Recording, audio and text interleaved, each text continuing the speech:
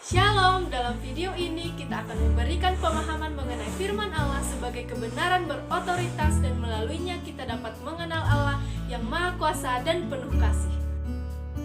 Otoritas Alkitab merupakan sebuah kewenangan atau kekuasaan untuk mengatur totalitas kehidupan manusia secara menyeluruh.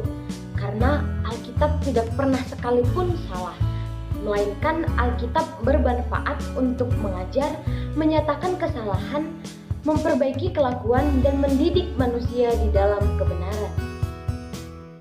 Alkitab merupakan firman Allah yang menjadi satu-satunya kebenaran mutlak yang dituangkan dalam bentuk firman Allah. Nah, firman Allah ataupun wahyu khusus ini disampaikan oleh Allah kepada orang-orang tertentu, di mana orang-orang tertentu dituntun oleh Roh Kudus dalam menuliskannya, seperti 2 Timotius 3:16-17. dikatakan bahwa segala tulisan maupun isi Alkitab merupakan tulisan yang telah diilhamkan Allah ataupun dinafaskan oleh Allah, sehingga firman Allah memiliki otoritas tertinggi. Bukti bahwa Alkitab berotoritas adalah bahwa Alkitab diilhamkan atau dinafaskan sendiri oleh Allah. Melalui firman Allah, manusia itu dapat mengenalnya sebagai ciptaan yang paling mulia, namun karena dosa telah jatuh dalam sebuah kerusakan hubungan dengan Allah. Melalui hal ini, manusia hanya bisa diselamatkan oleh karunia penebusan oleh Yesus Kristus.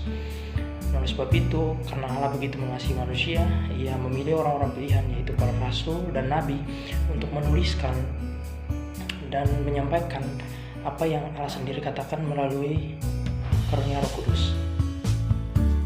Sebagai bukti lain, kita dapat melihat berbagai nubuat yang Allah firmankan tidak pernah gagal. Dalam Kisah 1 ayat 16 dan Matius 5 ayat 18 dikatakan satu titik pun dari hukum Taurat tidak akan ditiadakan sebelum semuanya terjadi. Dari hal tersebut dapat diketahui bahwa Alkitab benar-benar otoritas tertinggi, karena sangat berkaitan juga dengan dunia ini. Ada sesuatu yang sangat penting yang hendak disampaikan oleh Alkitab, sehingga tanpanya kita tidak dapat memiliki pemahaman yang sejati atas segala sesuatu. Apakah kita bisa mengenal Allah melalui Alkitab? Nah, di dalam Alkitab kita menemukan atribut Allah. Ada atribut incommunicable, yang dimana ini adalah salah satu atribut Allah yang hanya ada pada Allah saja, di mana Allah yang omnipoten, Allah yang maha kuasa atas seluruh tatanan kehidupan di dunia ini.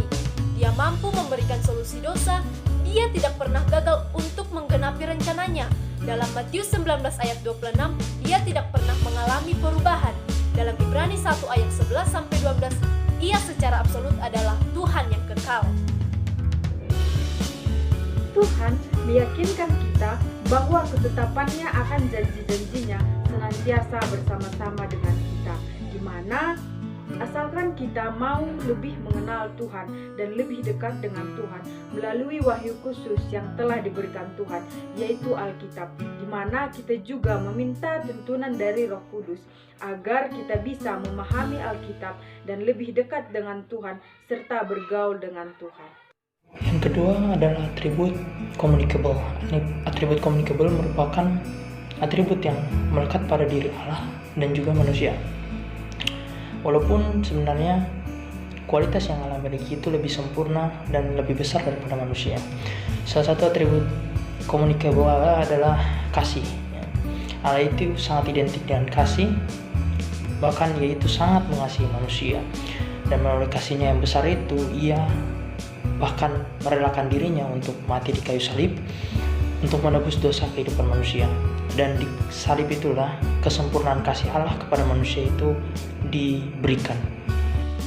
Dengan mengimani hal tersebut sebagai orang Kristen, hendaklah kita menjadikan firman Allah sebagai landasan dan fondasi kita di dalam hidup, terutama dalam hal mengasihi. Hendaklah kita mengasihi seperti hukum yang terutama dan pertama, yaitu dalam Matius 22 ayat 37-40, yaitu perihal mengasihi Allah dan sesama manusia. Merenungkan dan melaksanakan firman Allah adalah sebagai bukti cinta kasih kita kepada Kristus dan juga sesama manusia. Sekian pemaparan dari kami kelompok 3, kiranya bermanfaat bagi kita semua.